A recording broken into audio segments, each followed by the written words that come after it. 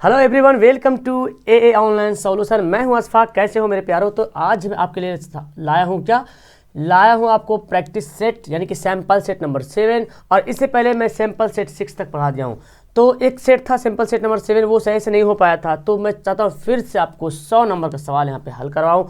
और 100 नंबर का हल करवाना बोले तो 100 नंबर का मैं ऑब्जेक्टिव हल करवाऊंगा। बाकी मैं आपको सब्जेक्टिव क्वेश्चन दिखाऊंगा और मैं आपसे उम्मीद करूंगा कि जो जो वहाँ पे दिया गया है कि इतने में इतना बनाएं, तो आप भी उसको जरूर पूरा कर पाओगे। तो लेट्स स्टार्ट। ओके, बिना टाइम गवाए हुए 1 बाय 1 करके आंसर देने की कोशिश करेंगे और बहुत ही मजा आ जाएगा इस आज पढ़ने में। ओके, चलिए तो मूड फ्रेश कर लो और रेडी हो जाओ। सबसे पहला सवाल आपके सामने हाजिर है यहाँ पे। सबसे पहले 1 बाय 1 करके बनाने की कोशिश करेंगे। सबसे पहला सवाल बोला कौन सी संख्या अपरिमेय है ना? कौन सी संख्या अपरिमेय है? तो परिमेय अपरिमेय तो आप जानते हैं, जिसका रूट नहीं निकलता वो क्या होता है? अपरिमेय होता है। तो देखो 36 का तो 6 निकलता है, 64 का 8 निकलता है, इसका तो रूट निकलेगा नहीं। तो पता है चला, देखो 49 का तो 7 हो जाता है, 9 का तो 3, 81 का 1, यानी कि ऑप्शन क्या हो जाएगा इसका? बी सही हो जाएगा। क्लियर है? चलिए दूसरा सवाल बोलता है क्या कि रूट 11 एक क्या है? रूट 11 क्या है? परिमेय या अपरिमेय? तो अभी पता चला था कि रूट 11 यानी कि रूट 11 का रूट तो निकलेगा नहीं, तो क्या हो जाएगा डियर? ये हो जाएगा अपरिमेय संख्या। ठीक है। तीसरा सवाल है परिमेय संख्या 8/17 का दशमलव प्रसार क्या होगा? अब आपको इसको डिवाइड करना पड़ेगा। किससे डिवाइड करना पड़ेगा? 17 को 8 से ऐसे डिवाइड करना पड़ेगा। ठीक है। तो 8 को 17 से करना पड़ेगा। 8 को भाग करना पड़ेगा कितना? 17 से। तो जब 8 को 17 से डिवाइड करोगे तो आपके पास आंसर आ जाएगा। तो यहाँ पे जो ऑप्शंस दिए गए हैं, मेरे ख्याल से ऐसा लगा कि ऑप्शन कहीं मिस्टेक है। देखिए 8/17 को ऐसे ही अगर भाग करते हैं तो एक पॉइंट बैठाते हैं, यहाँ पे 0 बैठ जाएगा।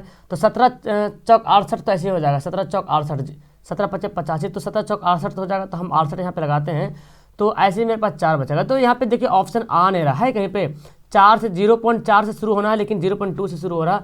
ये मेरे ख्याल से ऑप्शन गलत है और इसका आंसर आपका 0.470 इस तरह से सवाल आपको आंसर आने वाला। ठीक है, देख लीजिए इसका तो ऑप्शन आने इसका ऑप्शन तो आ ही नहीं रहा।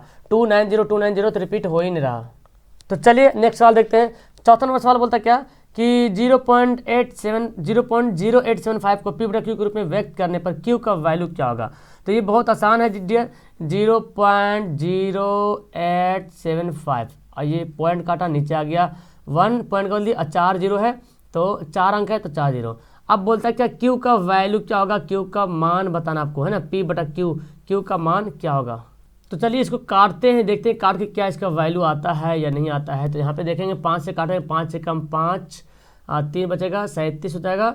तो 5 7 35, 2 बचेगा 5 5 25 हो जाएगा। ठीक है, यानी कि 875 को मैंने 5 से डिवाइड कर दिया तो 175 बच रहा। इसको 5 से करेंगे 5 दूना 10, यानी कि कितना? 200 बचेगा। ठीक है, और 5 से काटेगा तो 5 से काटेंगे 5 3 15 और 5 5 25, और यहाँ काटेंगे 5 चौक 20, 400।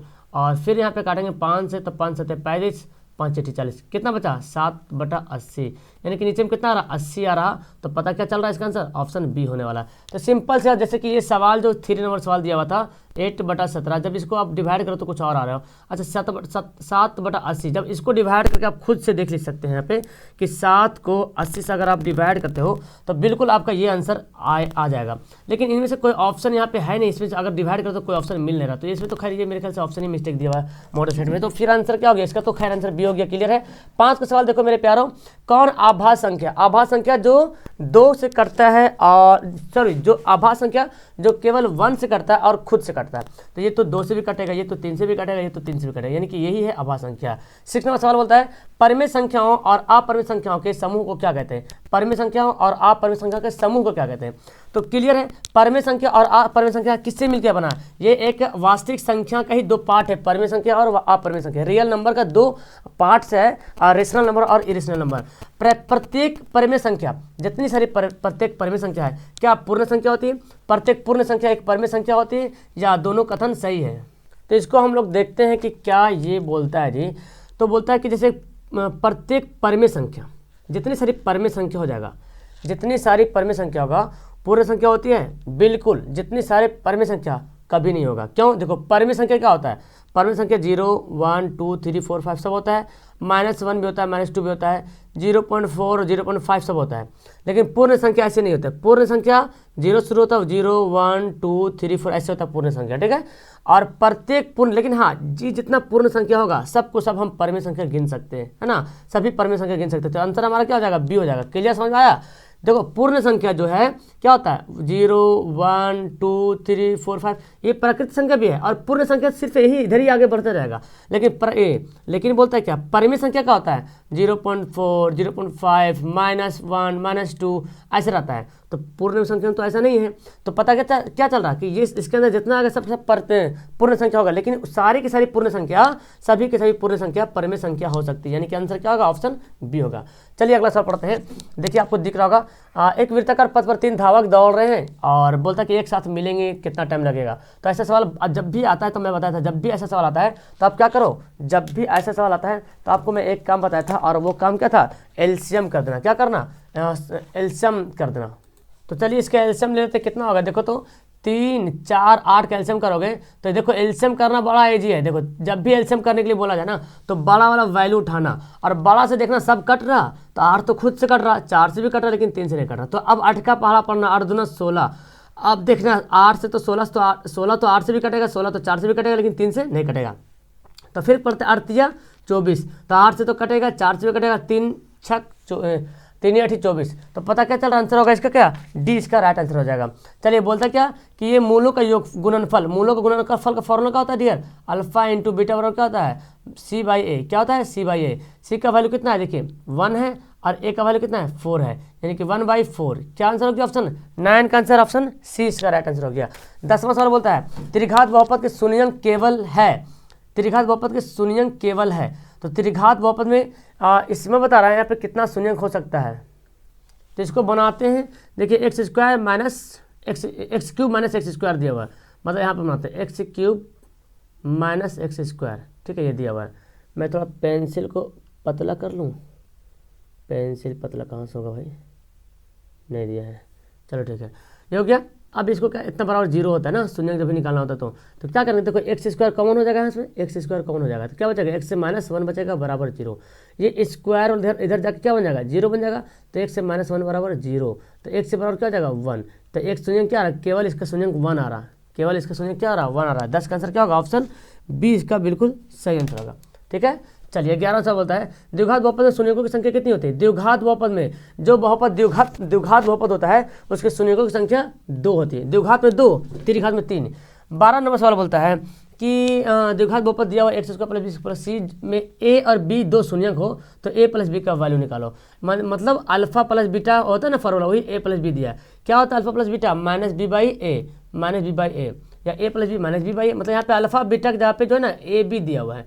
तो पढ़े ऐसा -b/a, बी का वैल्यू कितना देखिए बी का वैल्यू बी ही लिखा हुआ है, ए का वैल्यू ए ही लिखा हुआ है, तो पता क्या चल रहा -b/a। फिर 12 का आंसर क्या हो गया ऑप्शन सी हो गया, है ना डियर। 13 नंबर सवाल बोलते हैं किसी बहुपद के सभी गुणक शून्य हो तो उसे क्या कहते हैं। किसी बहुपद के सभी गुणक शून्य हो, अब सब बहुपद के शून्य शून्य रहेगा, मतलब एक्स स्क्वायर का भी गुणक शून्य रहेगा, सब के सब शून्य हो जाएगा, तो फिर उसको क्या बोलेंगे, सिंपल सी बात उसको शून्य बहुपद बोलेंगे।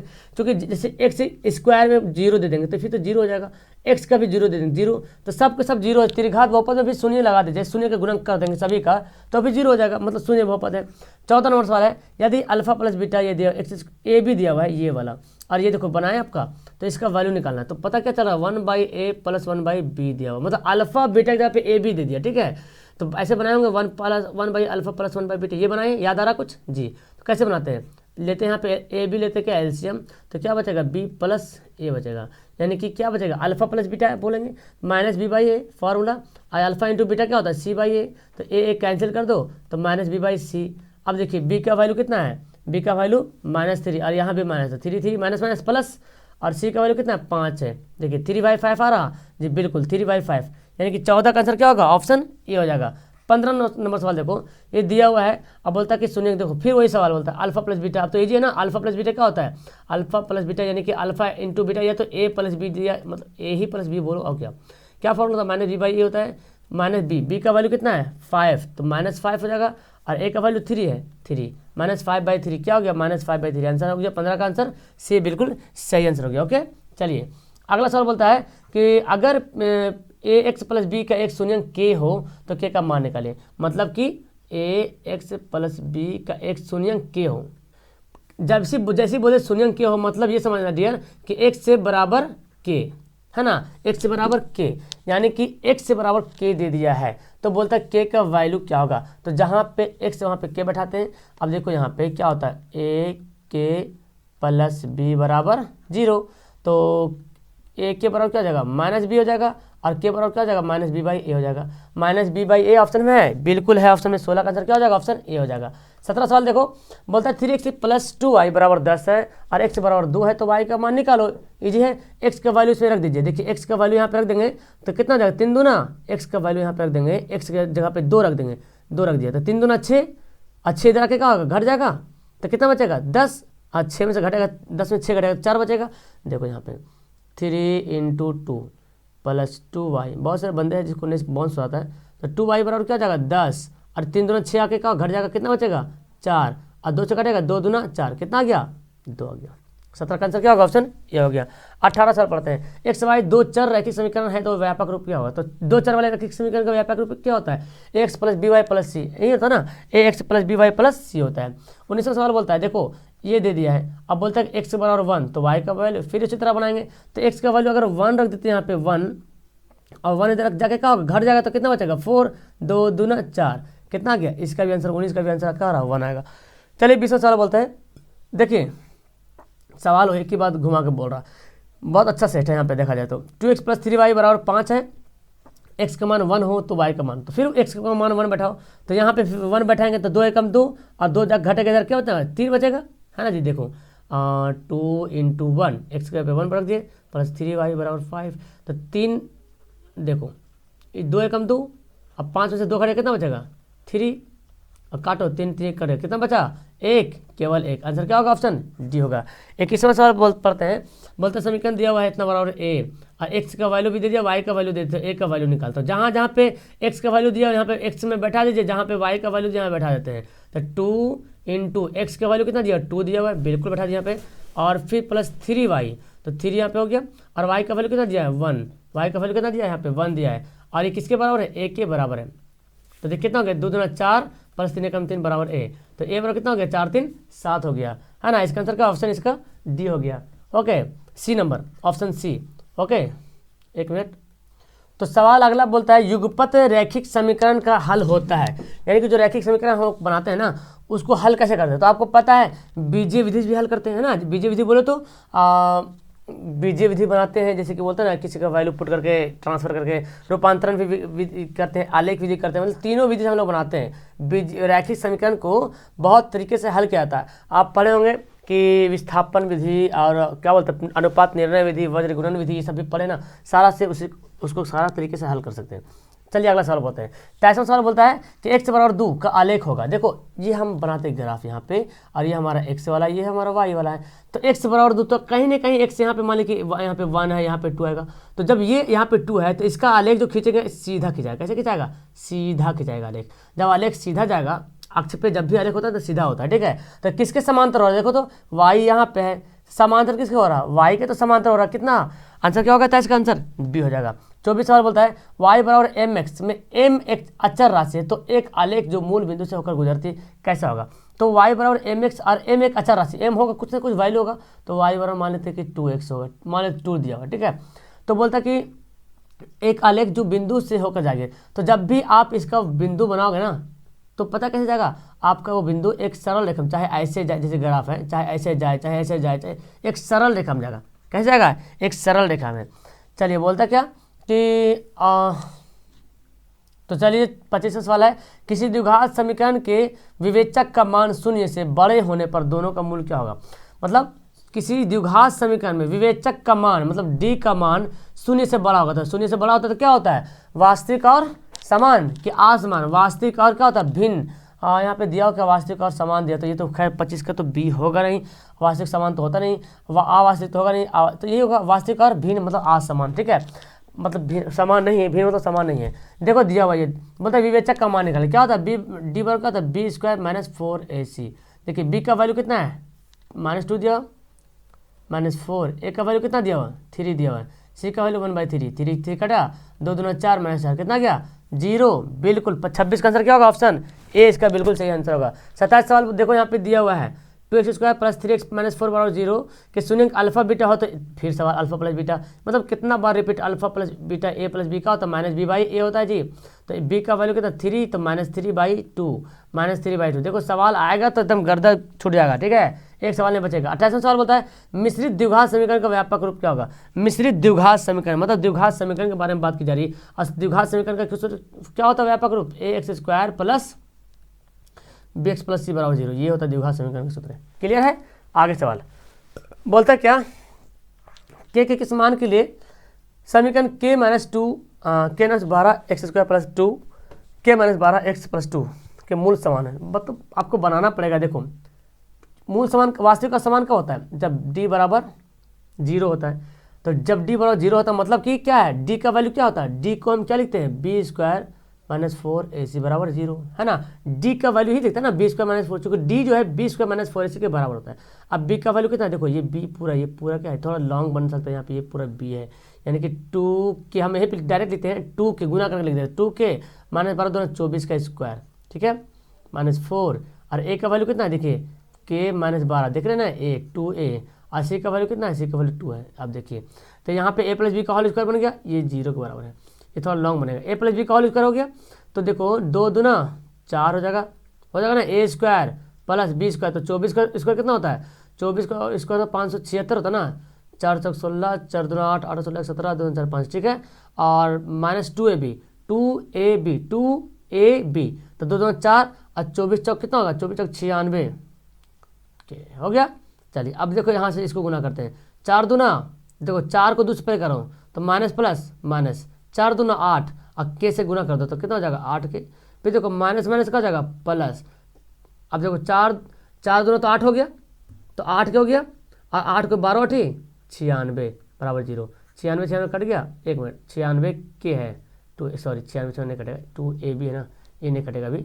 अच्छा यहाँ पे देखो क्या बच गया हमारे पास, तो फिर आइए इसको बनाते हैं। देखिए 4k हो गया यहाँ पे 4k² और यहाँ पे उसके बाद k को जोड़ देते हैं यहाँ पे 96 और 8 कितना हो जाएगा माइनस 104 हो जाएगा, 8 6 14 104 के हो जाएगा और 576 और कौन बचा 96 तो जो लीजिए 6 6 12 के 2 बाकी 1 7 9 16 17 9 7 16 17 7 बाकी 1 और 5 1 6 672 बराबर 0।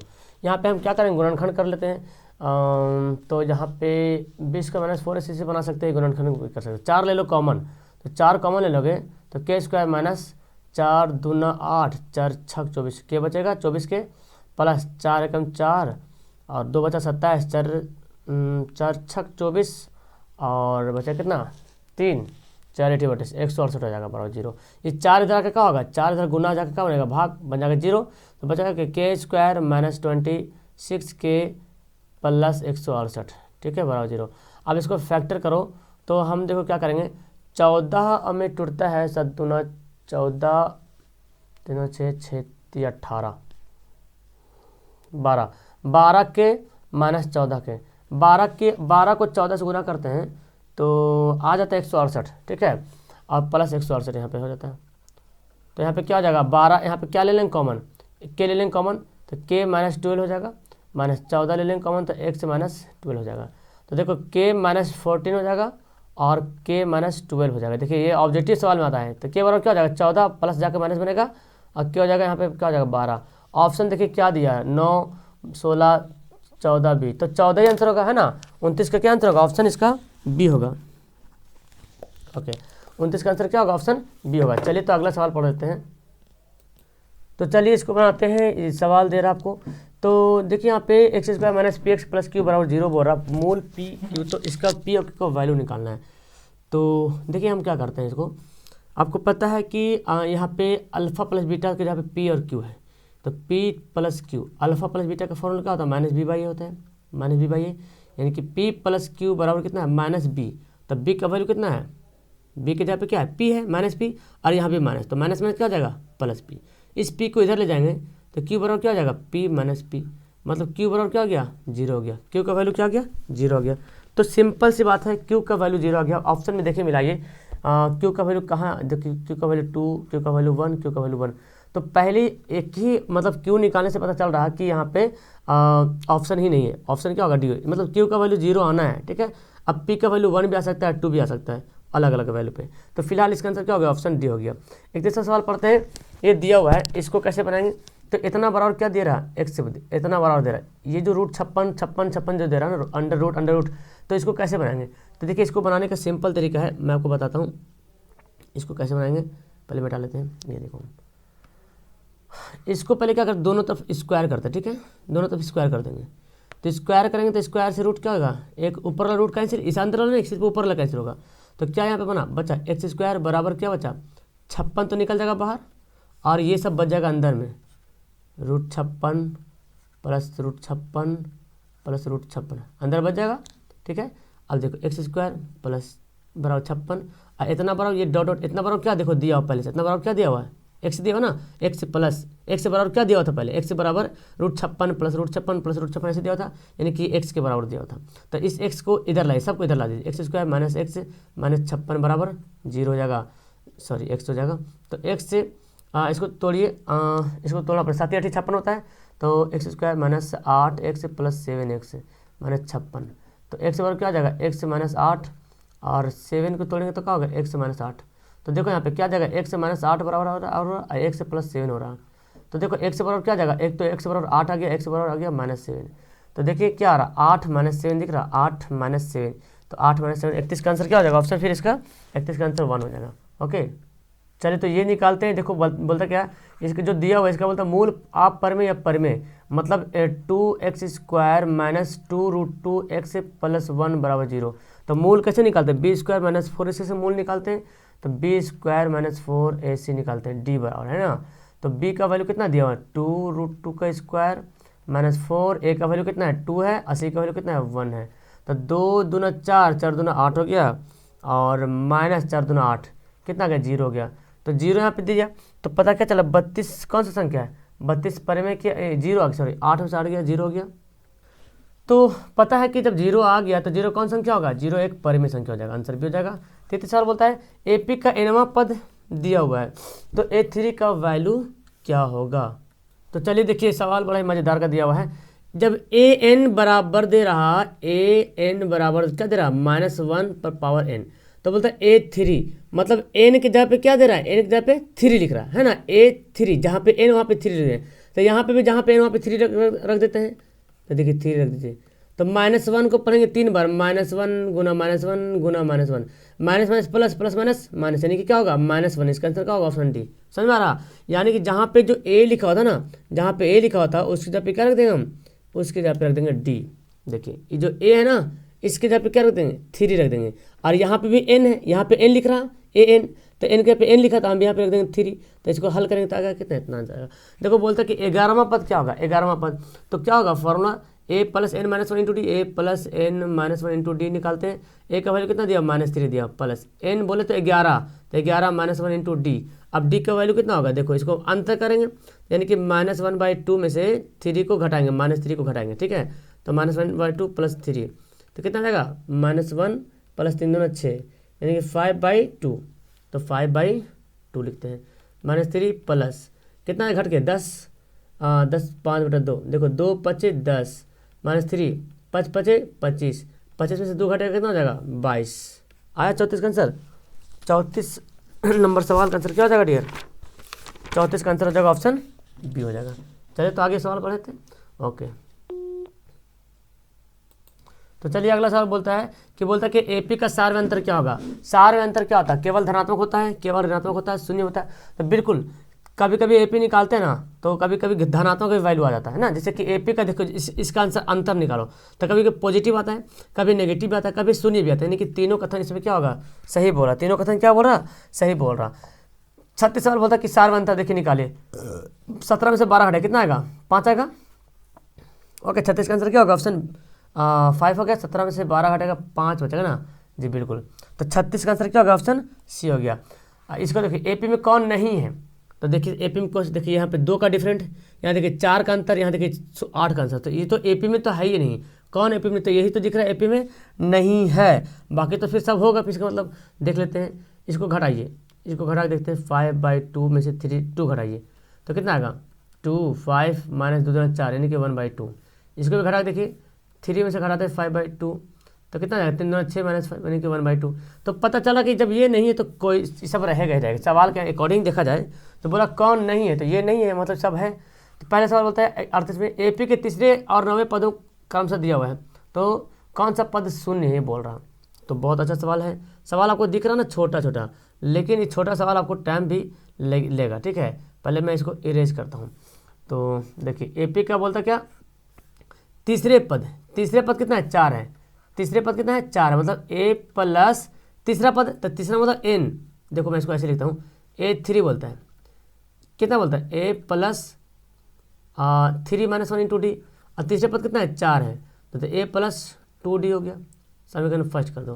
फिर बोलता क्या, फिर बोलता है कि 9वें पद -8 है, तो 9वें पद बोले तो A9, तो A प्लस -8, अच्छा 9वें पद 9 माइनस 1 इंटू डी, तो 9वें पद कितना है -8 है। चलिए तो A प्लस 9 में से 1 घटेगा तो 8D। समीकरण क्या हो गया, सेकंड हो गया। इन दोनों को हल करेंगे तो प्लस बन जाएगा माइनस बन जाएगा प्लस। देखो मतलब समीकरण क्या हुआ 4 प्लस, इसको ऐसे लिख देते हैं A प्लस 2D। क्या निकालने बोल रहा, कौन सा पद शून्य है, तो हमको सब निकाल AD पूरा पता करना पड़ेगा। चलिए तो हम 0 कर लेते हैं, सॉरी 0 नहीं 4 लिखा हुआ है, ये दिया हुआ है समीकरण फर्स्ट में, और दिया A प्लस 8D बराबर -8 दिया हुआ है। तो क्या करते काटते हैं यहाँ पे, प्लस ये तो कट गया तो कितना हो गया -6D, और यहाँ पे कितना हो जाएगा, ये तो माइनस बन जाएगा 8, 8 4 12, 2 6 6 दूना 12, तो D का वैल्यू कितना गया -2 आ गया। अब D का वैल्यू -2 आ गया तो A का वैल्यू निकाल लेते हैं, समीकरण किसी में रख लो। तो 4 प्लस बराबर A का वैल्यू कितना, देखो इसमें मैं रखता हूँ फर्स्ट में A प्लस 2 माइनस 2 ऐसे नहीं देगा ना, D का वैल्यू -2, तो देखो 4 हो जाएगा, तो A प्लस कितना माइनस हो गया 2 दूना 4, तो 4 इधर आ जाएगा, कितना हो जाएगा A बराबर आ जाएगा 4 4 8 हो जाएगा। तो A का वैल्यू 8 हो गया और D का वैल्यू -2। अब देखिए A का वैल्यू जब 8 हो गया है तो देखो इसका AP कैसे बनेगा, पहले तो 8 हो जाएगा, तो -2 मतलब 8 में से 2 बढ़ाएंगे ना, तो कैसे जोड़ते हैं ना, तो -2 जोड़ेंगे कितना आ जाएगा, तो आ जाएगा कितना 6 आ जाएगा, 6 जाएगा, तो 2 घट रहा ना, अभी क्या आ जाएगा 4 हो जाएगा, 2 हो जाएगा, फिर क्या आ जाएगा 4 2 फिर क्या आ जाएगा 0 हो जाएगा। तो देखो पहला पद, दूसरा पद, तीसरा, चौथा, पाँचवा पद क्या हो रहा, पाँचवा पद पे जाके क्या हो रहा है 0 हो जाएगा, मतलब 38 का क्या आंसर आएगा B आएगा। क्लियर है।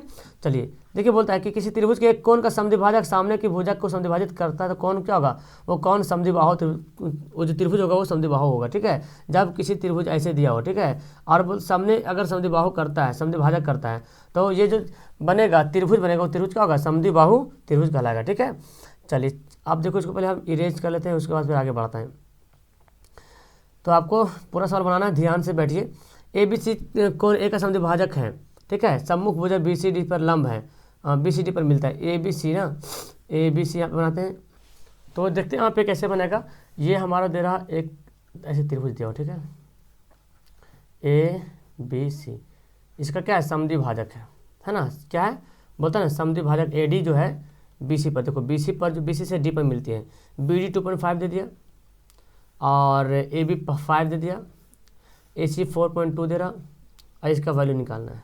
ठीक है, DC का वैल्यू।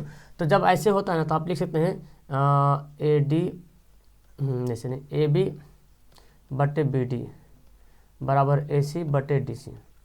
AB का वैल्यू 5 है, DC का वैल्यू 2.5 है, और इसका AC का वैल्यू 4.2 है, इसका वैल्यू नहीं पता है। काटो 5 बचे 25 0.5 हो जाएगा। अब क्रॉस गुना कर दो, 4.2 को 0.5 से गुना करो, तो 5 10 की जो बाकी 1 5 चौक 20 1 21, तो कितना अंक पॉइंट, एक अंक यहाँ, एक अंक यानी कि यहाँ पे पॉइंट होगा, यानी कि 2.1 क्या आ जाएगा 2.1 इसका आंसर क्या, ऑप्शन ए। 41 सवाल बोलता है दो समरूप त्रिभुज की भुजाएं दे दिया तो उनके क्षेत्रफल का अनुपात क्या होगा, क्या करेगा, स्क्वायर कर दिया। जब भी भुजा दे और क्षेत्रफल बोले तो स्क्वायर, तो 1 का स्क्वायर 1 और 2 का स्क्वायर 4, 1 अनुपात क्या होगा 4 हो जाएगा, यानी कि 41 का आंसर क्या होगा, ऑप्शन ए इसका बिल्कुल सही होगा। चलिए अगला सवाल, किसी समबाहु त्रिभुज का समद्विबाहु त्रिभुज ABC में कौन देखो ABC दे रहा, समद्विबाहु त्रिभुज ABC, और AB जितना AB उतना AC है, और AB से BC पर लंब डाला, ठीक है, ये डाला, कितना लंब डाला, AD 5 सेंटीमीटर डाला, तो बोलता है BC का मान कितना हो, तो सिंपल समझ, ये 13 दे रहा है, ये 13 दे रहा, और 5 ये दे ही रहा है AD, तो पाइथागोरस त्रिक ये लंब मतलब 90 डिग्री होगा, तो ये कर्ण है, ये लंब है, BD के आधार है। तो 13 का स्क्वायर माइनस 5 का स्क्वायर निकालिएगा तो क्या आ जाएगा, 12 आ जाएगा ना। कहाँ गया, अच्छा BC निकाला ना, तो एक तो हमारा इधर वाला आ जाएगा, BD कितना आ जाएगा, 12 आ जाएगा। और इधर से भी तुम निकालोगे, ये भी क्या है 13, इधर वाला AC भी क्या है, कर्ण है, और AD इधर लंब है। तो इधर से भी लंब, इधर से कर्ण है, तो फिर इधर निकालोगे तो इधर भी 12 आ जाएगा और इधर भी 12 आ जाएगा। B और C मिलकर क्या हो गया, 12 12 24 हो गया। के समकोण त्रिभुज के शीर्ष से कर्ण पर खींचा गया लंब त्रिभुज को जिन दो भुजाओं में व्यक्त करती है वो क्या होता है। किसी समकोण त्रिभुज से शीर्ष पर खींचे गए कर्ण, शीर्ष समकोण त्रिभुज किस समकोण शीर्ष से कर्ण पर खींचा गया लंब, मतलब समकोण से कर्ण पर लंब खींचा गया, शीर्ष से समकोण यहाँ पे बन रहा है 90 डिग्री। मान ली कि ABC समकोण त्रिभुज है, ठीक है, नहीं समझ आ रहा, देखो इसे ABC, तो समकोण का शीर्ष कोण ये है, ये तो लंब खींचे, यहाँ पे लंब खींचे, तो लंब तो त्रिभुज जो बनेगा वो त्रिभुज कैसा होगा, तो आप पढ़े हैं पाइथागोरस थ्योरम में, ये थ्योरी कैसा होता है त्रिभुज का, पाइथागोरस थ्योरम का पहला थ्योरम है ये, है ना। कैसा होता है, ये होता है त्रिभुज आपका समरूप, क्या होता है, समरूप होता है। दो समरूप आकृतियाँ क्या होती हैं, समान आकार की होती है, समान आमाप की होती है, क्षेत्रफल बराबर, परिमाप समान। तो दो जो समरूप आकृतियाँ होगी ना, आकार समान, कोई जरूरी नहीं कि आकार समान ही हो। अच्छा ठीक है, देखते हैं, अमाप समान नहीं, अमाप समान तो होगा नहीं, हाँ आकार समान होगा, मतलब कि जैसे कि ये है छोटा, ये है बड़ा, आकार क्या है समान है। लेकिन अमाप, अमाप मतलब मापी, इतना ये 4 है तो क्या ये 4 होगा, 4 तो ये 1 है, लेकिन आकार क्या दिख रहा, हाँ सेम आकार का है, थोड़ा छोटा बड़ा चलेगा, क्षेत्रफल आगे पीछे नहीं चलेगा, परिमाप आगे पीछे नहीं चलेगा, लेकिन आकार जो है बराबर रहेगा।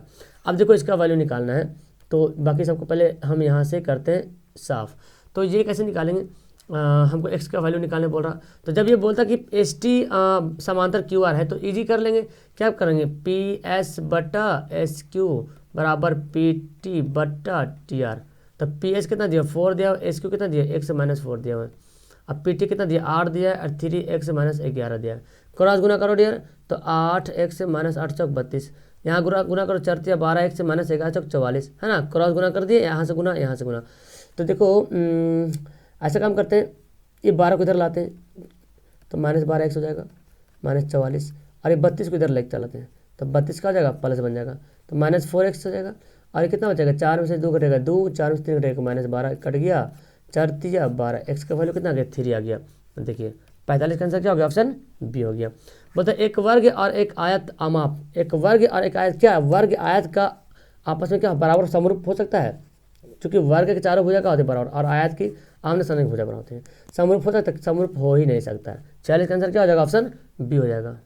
चलिए सवाल बोलता है क्या कि y का वह मान निकालिए जिनके बिंदु दिया हुआ है और इनके बीच की दूरी 10 दिया हुआ। तो बहुत ये सवाल है, दूरी का फॉर्मूला क्या होता है, दूरी बराबर दिया हुआ 10, x2 माइनस x1 भी होता है ना, तो हम यही वाला रूल यूज करेंगे, x2 माइनस x1 का होल स्क्वायर, यानी कि 10 माइनस 2 का whole square plus y minus plus 3 का होल स्क्वायर, ये भी फॉर्मूला होता है इसका, ठीक है। तो इसको क्या कर देंगे, स्क्वायर चढ़ा देंगे, स्क्वायर चढ़ाएंगे, दोनों तरफ वर्ग करेंगे, लो दोनों तरफ क्या कर दिया, वर्ग कर दिया, तो ये वर्ग से ये रूट कैंसिल हो गया, तो 10 देंगे यहाँ पे 100, और ये कितना बचेगा, 10 में से 2 घटेगा तो 8 का स्क्वायर रहेगा, ये वाला रूट का था ना, स्क्वायर रहेगा, प्लस ये a प्लस बी का होल स्क्वायर, तो a square plus B square, मतलब 3 का स्क्वायर 9, 2ab तो 3 दूना 6y। अब तक 88 64 हो गया, यहाँ पे 64 लिख देते हैं यहाँ पे, ठीक है। अब क्या करते 100 को इधर ले चलो, सबको उधर ले चलो, तो y स्क्वायर हो गया प्लस 6y हो गया, 64 9 कितना होगा, 64 9 देखो 9 4 13 73 हो जाएगा, 100 इधर आके क्या हो जाएगा माइनस 100 बराबर 0, तो y square minus 6y minus कितना हो जाएगा 27 हो जाएगा ना, 27 बराबर 0। तो 9 3 27 होता है, 9 3 देखो 9 3 में आंसर आने वाला, लेकिन देखो ये तो दोनों होगा नहीं, क्योंकि 9 3 27 टूट रहा, तो यहाँ पे क्या करेंगे 9y माइनस प्लस 3y, क्योंकि 90 में से 9 में से 3 घटेगा 6 होगा, 27 बराबर 0 हो गया। तो y का वैल्यू निकालो, y माइनस 9 हो जाएगा, कॉमन ले लेंगे तो प्लस 3 कॉमन लो, y माइनस, ये तो समझ में आ रहा है, सब इजी वाला है। y बराबर क्या आ जाएगा, y माइनस 9 बराबर 0, तो y का वैल्यू कितना गया 9, y का वैल्यू 9 प्लस में कौन सा वैल्यू दिख रहा है, यहाँ दिख रहा है, अच्छा यहाँ देखो y प्लस 3 बराबर 0, तो y बराबर कितना गया -3। पता क्या चल रहा, पता चल रहा कि हमारा आंसर 47 का आंसर ऑप्शन क्या होगा, ऑप्शन 47 का आंसर होगा ऑप्शन डी। ओके, ऑप्शन इसका हो जाएगा 47 का आंसर डी। क्लियर है ना यहाँ पे। ओके, तो चलिए नेक्स्ट सवाल देखते हैं क्या है, एक मिनट, सॉरी डियर यहाँ पे तो मैं गलती कर दिया, आंसर इसका ये होगा, सी होगा। क्योंकि यहाँ पे +6 था ना, वो +6 ही रहेगा, +9 -3 हो जाएगा यहाँ पे, सॉरी। तो ये हमारा प्लस हो जाएगा, ये -3 और ये हो जाएगा +9, तो ये हो जाएगा -9 हो जाएगा और ये +3 हो जाएगा, यहाँ पे माइनस हो जाएगा, ठीक है। तो आंसर हमारा सी हो जाएगा, ठीक है, आंसर सी, -3 -9 और 3, क्योंकि यहाँ पे प्लस था, हम यहाँ पे लिख देते माइनस। चलिए बोलता क्या, ये दिया हुआ 4 3 किसी तल में है तो इसकी दूरी मूल बिंदु से क्या होगा।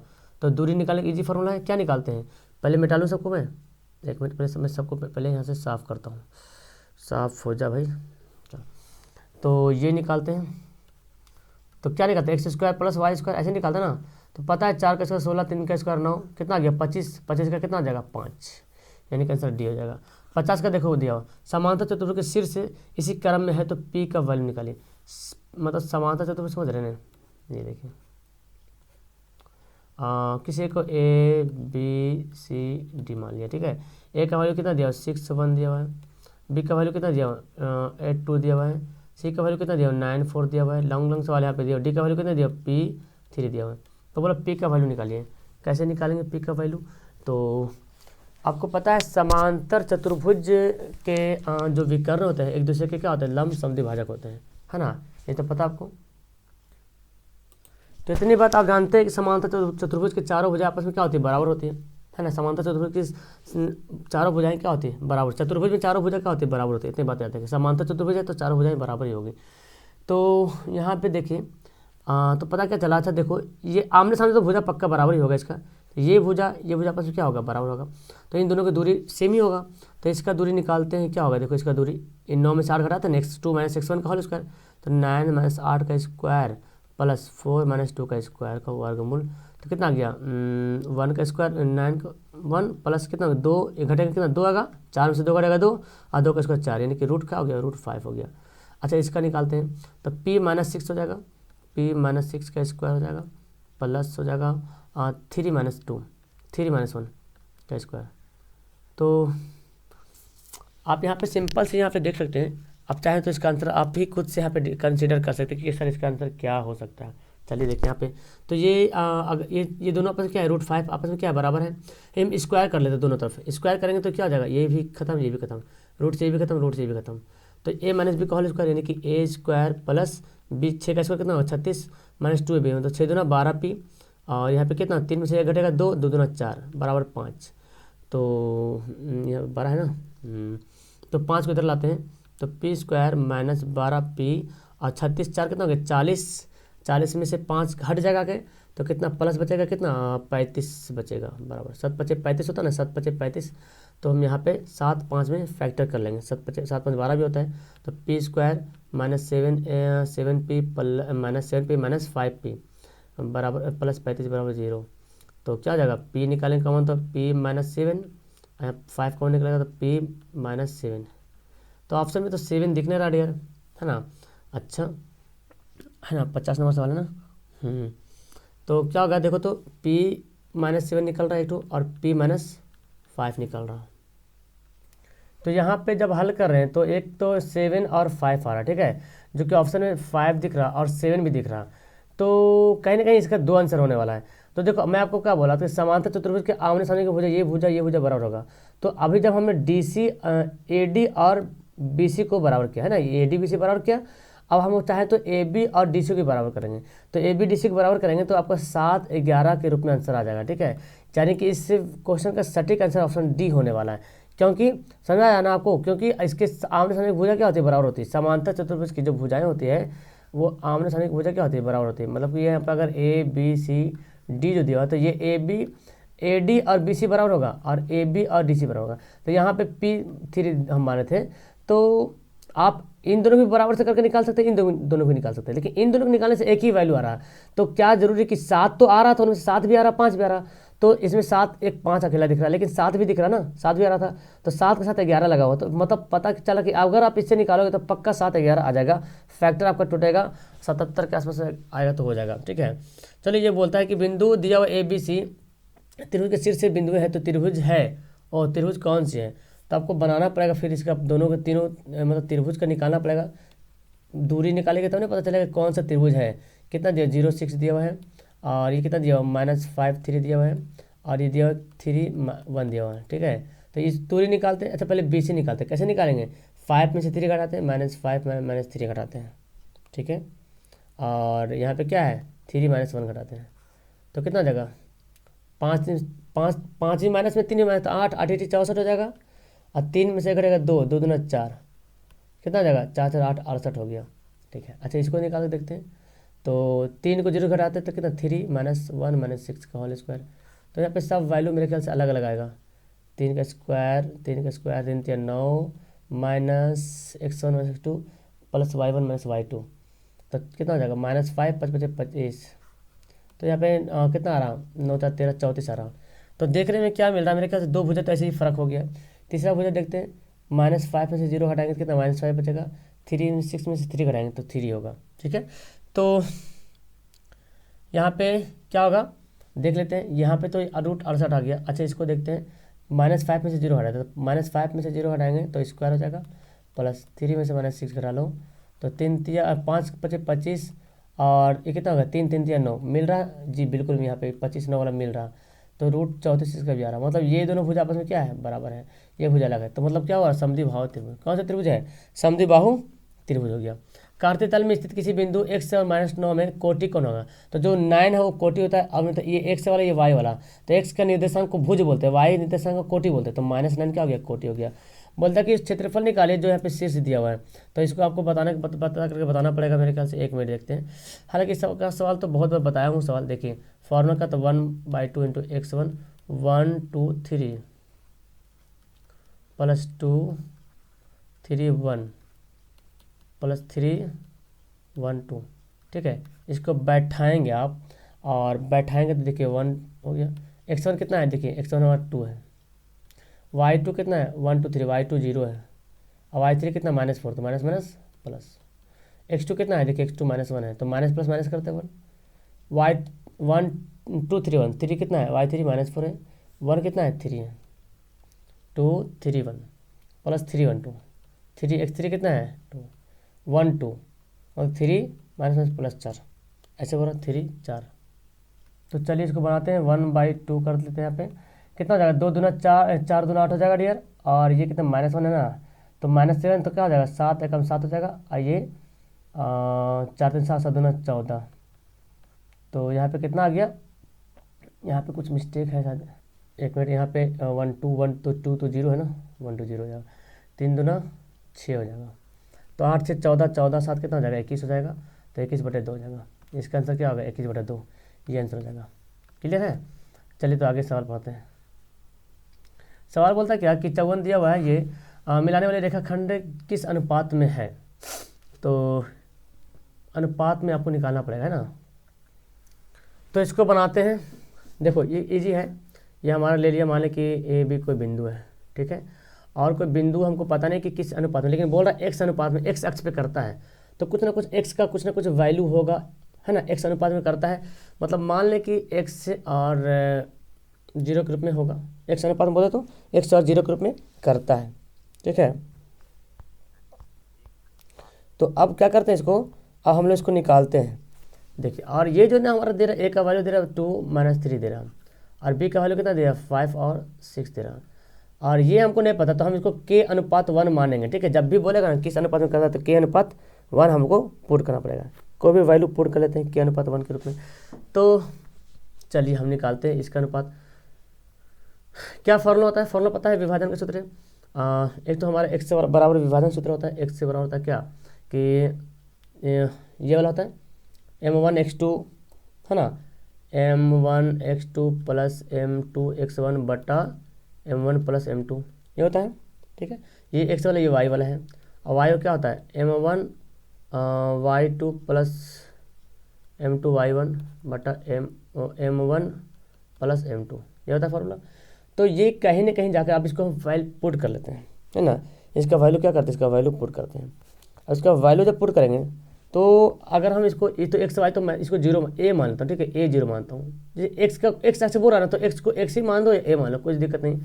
तो हम जब इसको ए मान लिए तो ए किसके बराबर हो जाएगा, ये जो हमारा एक्स है, तो एक्स ही मानो चाहे ए मानो, कोई दिक्कत नहीं हमारा, ठीक है।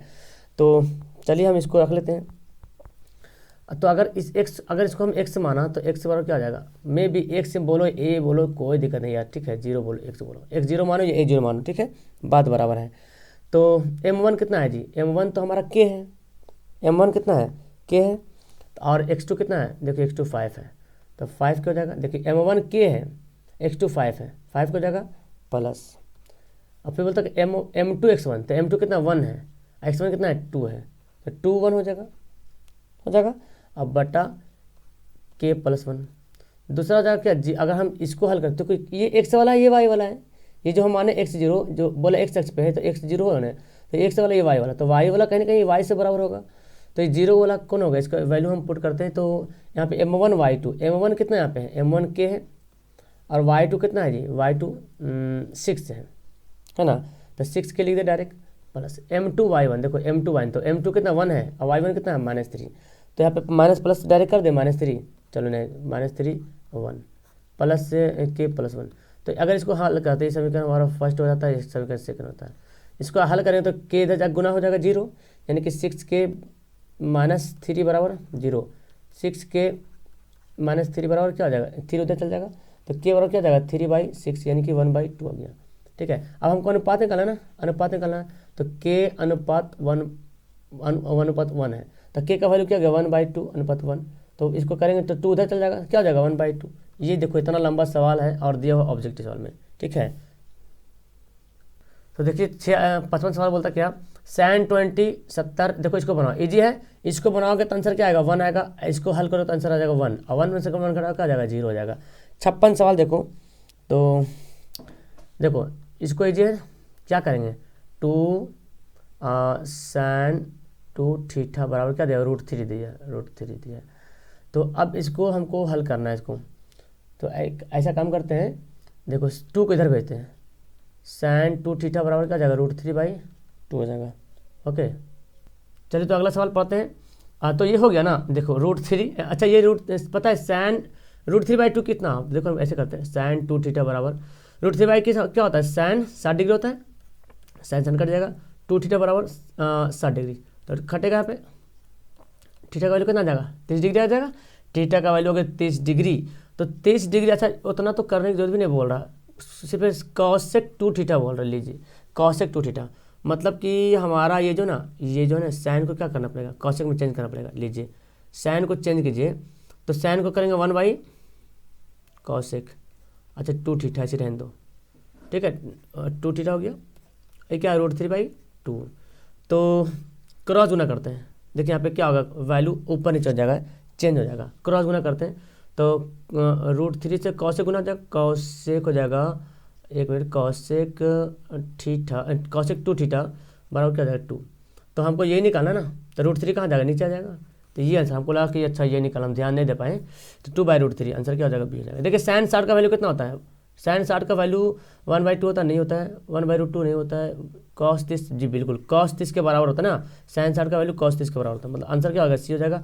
ये देखिए बनाइए, इसको बनाइएगा तो एकदम पक्का एक आंसर आएगा, कितना आएगा 1 आएगा। अब 1 आएगा तो लेकिन ऑप्शन देखिए 1 किसके बराबर होता है, cot 61 tan 61 0, तो यहाँ पे आपको देखना पड़ेगा, तो बन जाएगा, टेंशन नहीं लेना है। देखिए आप क्या करेंगे यहाँ पे करना क्या है, देखिए मैं पहले मिटाता हूँ, इजी आंसर आ जाएगा इसका, सवाल बहुत ही मस्त कर दिया हुआ यहाँ पे, बस आप जरूरत है आपको बनाने की जरूरत है। देखिए यहाँ पे sin 61 दिया हुआ, ठीक है, अच्छा cos जो 29 दिया हुआ है, क्या मैं इसको लिख सकता हूँ, सॉरी sin जो 29 दिया हुआ है, तो हम इसको लिख सकते हैं sin 90 - 61 लिख सकते हैं, तो sin 61 बटा sin 90 में थीटा क्या होता है cos थीटा, वाह गजब का सवाल, और sin बाई cos क्या होता है tan होता है, tan 61, यानी कि आंसर क्या हो जाएगा ऑप्शन बी हो जाएगा। क्लियर है, तो आंसर क्या हो गया ऑप्शन बी हो जाएगा, ठीक है। कैसे हुआ अभी देखो sin 0 degree plus cos 0, sin 0 degree plus cos degree, आपको पता है sin 0 का वैल्यू कितना होता है 0 होता है, और cos 0 का वैल्यू कितना होता है 1 होता है ना, तो क्या आएगा अब आंसर 1 हो जाएगा, 59 का आंसर क्या हो जाएगा ऑप्शन सी हो जाएगा। देखिए इसको बनाइए, तो किसी एक को चेंज करिए, cos को चेंज करेंगे तो sin में बदल जाएगा, sin को चेंज करेंगे cos में बदल जाएगा, और हल करेंगे तो क्या जाएगा 0, चूँकि घट जाएगा आपस में, क्या जाएगा घट जाएगा। चलिए अगला बोलता है, देखिए tan a + b √3, ये सवाल मैं अभी पढ़ाया हूँ, तो देखो tan a प्लस बी √3 मतलब कहीं ना कहीं जो है ये tan 60 डिग्री के बराबर जा रहा है, tan 60 डिग्री, तो tan कट जाएगा, तो a प्लस बी बराबर क्या हो गया 60 डिग्री।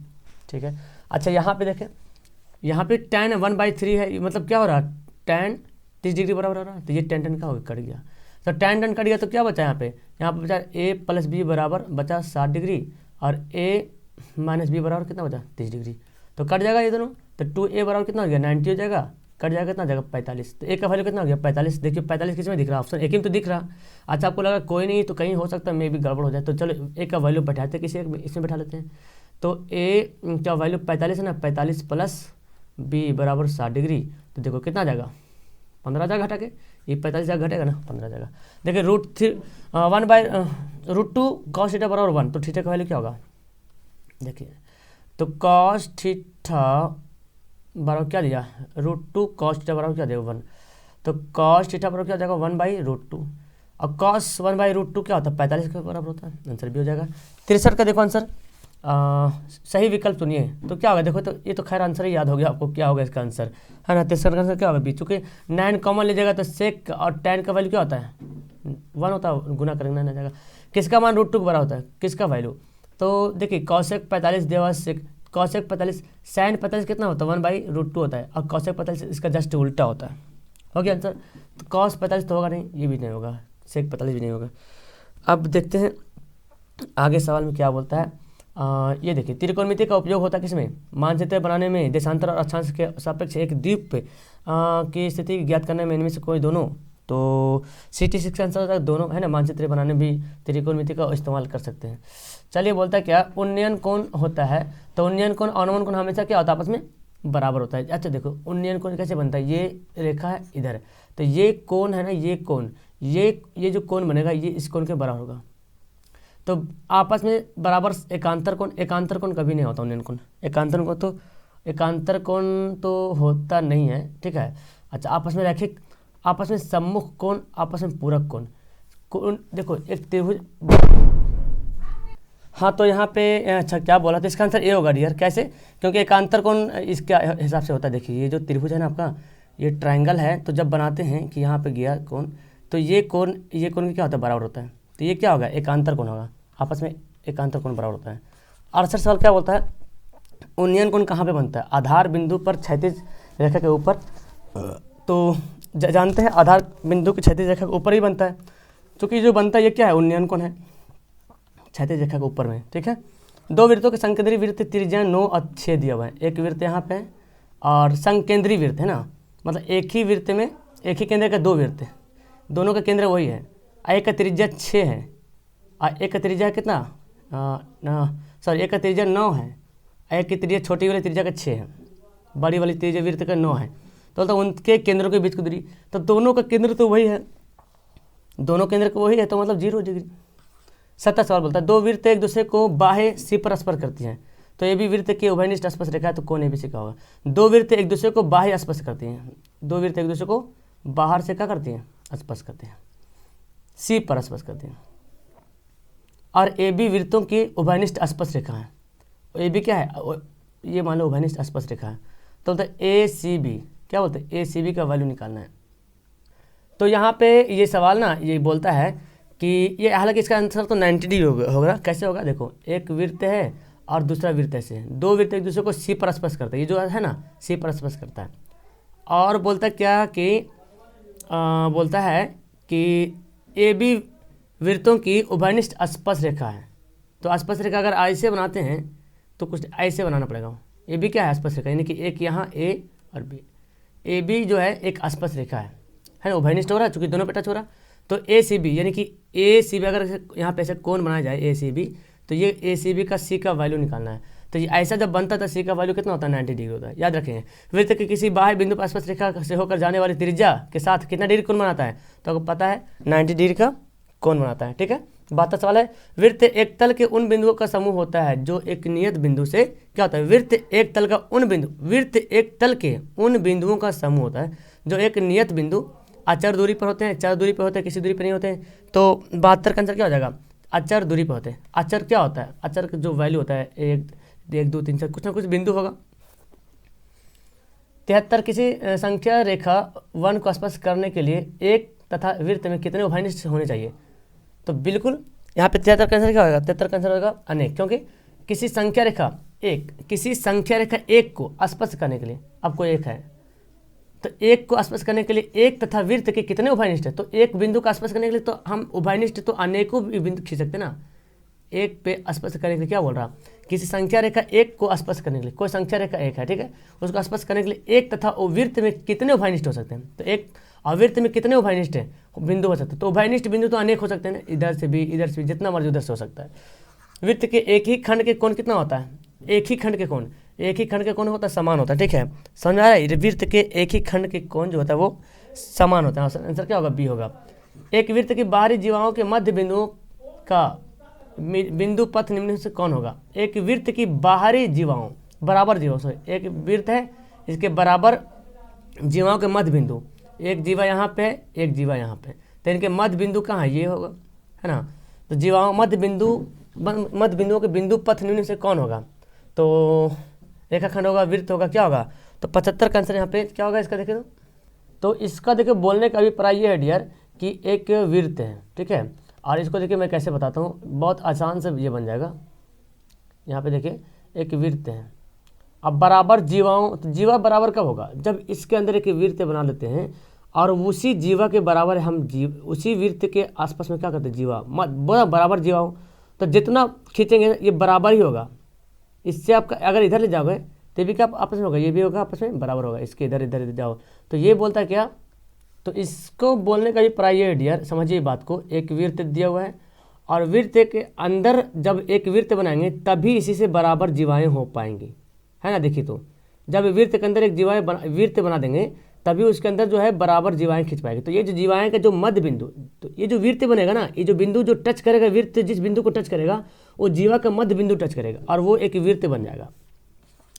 दो संकेंद्रीय वृत्तों की त्रिज्याएं 5 और 3 है। तो संकेंद्रीय वृत्त मतलब दोनों का वृत्त का केंद्र का है वही है 5 सेंटीमीटर 3 सेंटीमीटर। छोटे वृत्त पर खींची गई स्पर्श रेखा की लंबाई क्या होगी? तो एक तो हमारा त्रिज्या ऐसे है, अच्छा छोटी दो संकेंद्रीय वृत्तों की त्रिज्याएं इतनी हैं। छोटी वृत्त पर खींची गई स्पर्श रेखा, चलिए तो हम एक ऐसे खींच लेते हैं। एक मिनट, इसको मैं मिटा के फिर से बनाता हूँ। देखिए नीचे में एक वृत्त यहाँ बनाते हैं और एक वृत्त इसके अंदर एक वृत्त यहाँ पे है, तो छोटी वृत्त पर स्पर्श रेखा ऐसे खींचा जाएगा और एक त्रिज्या यहाँ है, एक त्रिज्या यहाँ है, ठीक है। तो छोटी वृत्त का त्रिज्या देखो बड़ा आपको बनाऊंगा तो आपको ज़्यादा बेहतर तरीके से दिखेगा और आप अच्छे तरीके से इसको समझ पाओगे। देखो एक वृत्त यहाँ पे है और इसके अंदर एक वृत्त बनी हुई है, तो छोटी वृत्त का स्पर्श रेखा ये होता है, इसका केंद्र यहाँ है, इसका केंद्र यहाँ है। तो ये त्रिज्या कितना दिया? छोटी वृत्त की त्रिज्या 3 और ये बड़ी वृत्त की त्रिज्या 5। तो बोलता है क्या? बोलता है कि स्पर्श रेखा की लंबाई, तो इसको निकालोगे तो 4 आ जाएगा, इसको निकालोगे 4, पाइथागोरस नियम है ना, 4 इधर 4 4 4 कितना हो गया? 8 हो गया। वृत्त की परिधि और त्रिज्या का अनुपात क्या होता है? वृत्त की परिधि 2πr और त्रिज्या क्या होता है? r। काटो वृत्त की परिधि और त्रिज्या का अनुपात, तो त्रिज्या 2π/1, तो यही तो जाएगा 2π/1। 77 का आंसर क्या होगा? ऑप्शन ए होगा। किसी वृत्त की परिधि क्या है? लीजिए 2πr है ना, किसी वृत्त की परिधि क्या होता है? 2πr होता है। अगर किसी वृत्त की परिधि 2πr तो बढ़ाकर 6π कर दे तो इसका क्षेत्रफल क्या होगा? तो सिंपल से पहले 2πr करेंगे, तो पहले 2πr कर दिया तो r पहले कितना होगा? 2πr वृत्त की परिधि है तो इसका r पक्का, तो इसका 2πr हो गया, तो इसका त्रिज्या कितना होगा? त्रिज्या तो r ही होगा। अब क्या कर दिया? वृत्त बढ़ा करके 6π कर दिया, मतलब कि अब जो परिधि क्या कर दिया? 6π कर दिया। तो 2πr के जगह पे क्या कर दिया? 6π कर दिया, ये 6π हो गया परिधि। तो अब त्रिज्या कितना होगा? 2 3 6, अब त्रिज्या कितना हो गया? 3 हो गया। पहले त्रिज्या कितना था? मतलब 1 ही था, त्रिज्या मतलब r ही था बोले तो। अब त्रिज्या 3 गुना, कितना गुना हो गया? 3 गुना। अब इसका क्षेत्रफल क्या होगा? तो πr² होता है ना, πr², तो r², तो r तो हमारा r ही है, हमारा 1 ही सिर्फ r ही है, यहाँ पे 3r हो गया, गुना हो गया, r कितना हो गया? 3 हो गया। तो πr², तो 3 का स्क्वायर, तो 3 3 9, यानी कि कितना गुना हो जाएगा? 9 गुना हो जाएगा डियर, ठीक है। चलिए अगला सवाल पढ़ते हैं। देखिए दो वृत्तों की परिधि दिया हुआ है और उनके क्षेत्रफल का अनुपात, तो जैसी परिधि दे दे और क्षेत्रफल का अनुपात बोले तो आपको तो मैं बोला 3 का स्क्वायर 1 कर, 3 का स्क्वायर कर दो, 1 का स्क्वायर कर दो, बिल्कुल है ना। तो वही 3 का स्क्वायर कर देंगे तो 9 हो जाएगा, 1 का स्क्वायर 1 हो जाएगा। अर्धवृत्त का परिमाप कितना होता है?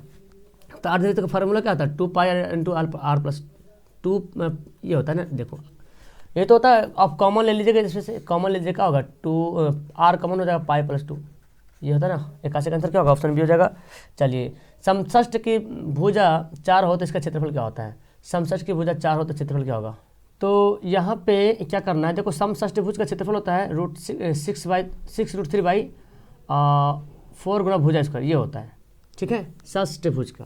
तो 6√3/4 गुना भुजा कितना दिया हुआ है, 4 दिया हुआ है, तो 4 का स्क्वायर 16, 4 चौक 16, तो 6 चौक 24√3/। ओके, 7 सेंटीमीटर त्रिज्या वाले वृत्त के अर्ध परिधि, तो अर्ध परिधि कितना निकाले, देखो ये दिया था, क्या दिया था, अब r इंटू पाई प्लस 2 यही था ना, तो पाई आर है ना, आर कितना है 7 सेंटीमीटर त्रिज्या, तो 22/7 प्लस 2, तो कितना हो गया 7 दूना 14, 36/7 हो जाएगा, कट जाएगा, कितना जाएगा 36, 83 का हो गया भी। बोलता क्या है ये जो छायांकित भाग है क्या है, तो आपको पता है ये क्या है, एक लघु त्रिज्याखंड है, क्या है, लघु त्रिज्याखंड। 84 का आंसर क्या हो जाएगा, ऑप्शन हाँ त्रिज्याखंड है, बिल्कुल आंसर क्या होगा, लघु त्रिज्याखंड। 84 का आंसर क्या होगा, ऑप्शन सी हो जाएगा। 1 मिनट, 84 का आंसर क्या होगा, सी होगा। चलिए बोलता है एक शंकु को उसके अक्ष के मध्य बिंदु से होते हुए एक क्षैतिज तल से 2 भागों में काट लिया जाता है, इसको ऊपरी भाग तथा शंकु के आयतन का अनुपात कौन सा होगा। क्या बोलता है, एक शंकु है, तो देखो जब इसको आप ना, ये शंकु है और शंकु को क्या बोलता है कि शंकु के मध्य बिंदु, शंकु को उसके अक्ष के मध्य बिंदु से होते हुए 2 भागों में काट लिया जाता है, ठीक है। तो ऊपरी भाग और शंकु के आयतन का अनुपात, तो ये हमेशा अनुपात 1:8 के अनुपात में आता है, ठीक है, इसको आप याद कर लीजिएगा 1:8 के अनुपात में। शंकु के छिन्नक और वक्र पृष्ठ का क्षेत्रफल का क्या होता है, शंकु के छिन्नक का वक्र पृष्ठ का, तो पाई आर क्या होता है, पाई आर, ओके।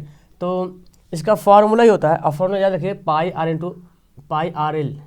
एक मिनट, इसका आंसर क्या होगा, इसका सी हो जाएगा राइट, पाई एल और R1 प्लस R2, ठीक है, ये हो जाएगा। बोलता है लंबवृत्त शंकु का आयतन क्या होता है, 1/3 पाई आर स्क्वायर एच। देखो कैसे दिया हुआ है, बंदा कंफ्यूज हो जाएगा, answer D bar 1/3 pi r square h, तो 1/3 ना लिख के ऐसे लिख रहा है, ठीक है। किसी गोले की त्रिज्या तिहाई कर दी जाए तो नए गोले की त्रिज्या पहले का आयतन क्या होगा, तो पहले गोले की त्रिज्या पहले आर होगा, तो उसका आयतन क्या निकालेंगे, गोले की त्रिज्या क्या होता है 4/3 पाई आर क्यों होता है, ठीक है। आप बोलते हैं त्रिज्या तिहाई, मतलब आर जो है ऐसे कर देंगे, r/3 हो गया, 1/3 हो गया, तो 4/3 पाई आर का वैल्यू कितना था 1/3, तो ये तो कट जाएगा, अनुपात निकालेंगे, तो हमारे यहाँ पे कितना है आर, ये भी हमारा आर। तो देखिए आयतन निकाला ना, तो कट जाए हमारा, अच्छा आयतन निकाल, तो आप लिख लीजिए, देखिए 4/3 पाई आर क्यूब, और अब क्या है 4/3 पाई आर जो 3 भाग में बढ़ गया, तो देखो कुछ नहीं करना है, देखो 4/3 पाई और कितना हो गया r³ बटा 3 9, 3 9 हो जाएगा, 1/9 हो जाएगा। तो यहाँ पे हम क्या करेंगे, सॉरी 1/9 3 पर ना 27 हो जाएगा, ये देखो ये दोनों क्या होगा, कट जाएगा, r का वैल्यू यहाँ पे तो r कट गया, यहाँ 27 हो जाएगा, यहाँ पे क्या हो जाएगा 1 हो जाएगा। तो अनुपात क्या बोल रहा, अनुपात नहीं करने बोल रहा ना, क्या अनुपात होगा, तो 88 का आंसर क्या होगा 27 अनुपात, यहाँ पे 1/1 ना बोल रहा है, दी गई गोले 1/3 कर दी जाए, तो आंसर 27 अनुपात 1 आना चाहिए डियर। 1/27 कैसे आएगा, क्योंकि ये तो 1 मिनट सॉरी ठीक है, पहले हाँ ठीक है, नए गोले का आयतन, पहले गोले का आयतन से, ठीक है, तो पहले नए वाला बोल रहा, तो नया वाला ये था हमारा, नया वाला कितना आया था 1/27 आया, और पहले वाला कितना था 1 है, तो 1/27, ठीक है, तो आंसर ठीक दे रहा है, आंसर ए हो जाएगा, ठीक है। नए पहले बोला नए गोले का, फिर बोलता पहले गोले का। एक बाल्टी का रूप कैसा होता है, तो एक छिन्नक के समान होता है, बाल्टी कैसा होता है, एक छिन्नक की तरह होता है ना। चलिए किसी गोले की त्रिज्या आधी कर दी जाए तो नए गोले का आयतन, अब देखो फिर हम बोल रहा त्रिज्या क्या कर दी जाए, आधी कर दी जाए, तो यहाँ पे देखते हैं त्रिज्या आधी करने के बाद क्या होता है, किसी गोले की त्रिज्या आधी कर दी जाए, तो देखिए क्या बोलता है, किसी गोले की त्रिज्या आधी कर दी जाए तो नए गोले का आयतन कितना रह जाता है, तो पहले तो गोला की त्रिज्या बोला ना, तो आयतन बोला तो 4/3 पाई आर क्यों हो गया, अब बोलता आधी कर दी जाए, तो 4/3 पाई r/2 आधी कर दिए, तो 4/3 पाई r³ बटा 2 2 4 4 2 8, तो बोलता क्या कितना रह जाएगा, तो देख रहे 8वां भाग होना चाहिए इसका, है ना, देख रहे 8वां भाग ये, अच्छा इसको अच्छे से लिखते हैं 4/3 पाई आर क्यूब, ये पहले वाला था आर का, पहले बोला आधी कर दे तो पहले तो हमारा ये हो जाएगा, और फिर 4/3 पाई आर क्यूब बटा 8, तो कितना भाग होगा, 8वां भाग दिख रहा है ना इसका, बाकी सब कुछ तो सेम मिल रहा है, मतलब 8वां भाग, यानी कि आंसर क्या होगा इसका, सी होगा। एक अर्धगोले का आयतन दिया हुआ है, अर्धगोले का वक्र पृष्ठ का कुल पृष्ठ का क्षेत्रफल निकालना है। तो अर्धगोले का कुल पृष्ठ का क्षेत्रफल क्या होता है, आयतन से पहले आप त्रिज्या निकालिए, तो आयतन क्या होता है, अर्धगोला का आयतन कितना होता है, 2/3 पाई आर क्यूब होता है, इतना दिया कितना 1944/4, तो यहाँ पे 2/3 कर लेते हैं, पाई का वैल्यू 22/7 बैठे थे, आर क्यूब 1944/4, तो काटेगा यहाँ से देखिए, तो 2 से काटो, 2 9 18 और 2 से तो 14, 0 2 2 4, 22 से कटेगा, 22 चौक 88, तो 22 चौक 88, तो 97 में से 88 घटा दो, 9 8 17, 22 चौक 88, फिर बचेगा, लीजिए है ना, तो 22 से कटेगा, 22 चौक 88, 22 चौक 88 और 22 एकम 22, 7 21, आर क्यूब बराबर क्या हो जाएगा, 41 को मैं लिख सकता हूँ 21 गुना 21, और ये भी जाके 21 जाके यहाँ पे जुड़ जाएगा, तो ये अगर क्यूब को उधर भेजिएगा तो क्या बन जाएगा, घनमूल बन जाएगा, तो मैंने आर का वैल्यू कितना आ जाएगा, 21 आ जाएगा। अब आर का वैल्यू 21 आ जाए तो अर्धगोला का कुल पृष्ठ क्षेत्रफल क्या होता है, 3 पाई आर स्क्वायर होता है, 3 पाई का वैल्यू 22/7, आर का वैल्यू कितना आ गया 21 स्क्वायर, 7 या 21 गुना कर दीजिए, 21 या 63, अब 22 66, तो 63 और 66 से क्या करेंगे, गुना कर देंगे, है ना, 21 या 63 और 22 या 66, तो कितना आ गया देखिए, आ जाता है 1458, 91 का आंसर क्या होगा, ऑप्शन ए आ जाएगा। क्लियर है।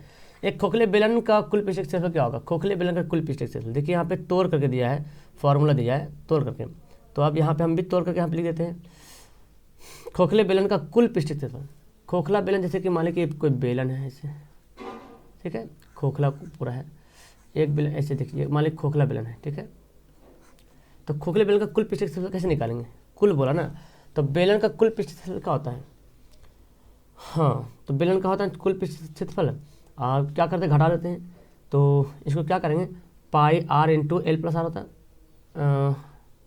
2 pi r, 2 pi r into l plus are.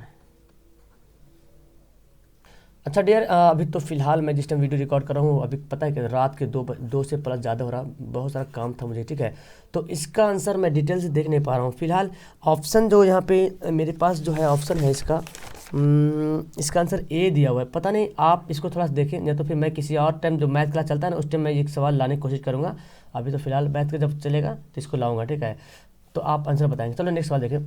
अब देखिए माध्य निकालने की कितनी विधियाँ हैं, माध्य आपको पता है माध्य निकालने की 3 विधियाँ हैं, जैसे कि एक होता है क्या, प्रत्यक्ष माध्य, है ना, प्रत्यक्ष माध्य निकालते हैं, कल्पित विधि निकालते हैं, और एक क्या कहते हैं उसको बोलते हैं, एक और नाम है उसका, देखो याद नहीं आ रहा, पग विचलन विधि, तो 3 तरह से निकालते हैं। किसी बंटन के माध्यिका विचारों को किसी में सजाने पर ठीक एक छोर पर होता है माध्यिका कहाँ होता है, एकदम ठीक बीचों बीच होता है। क्लियर है।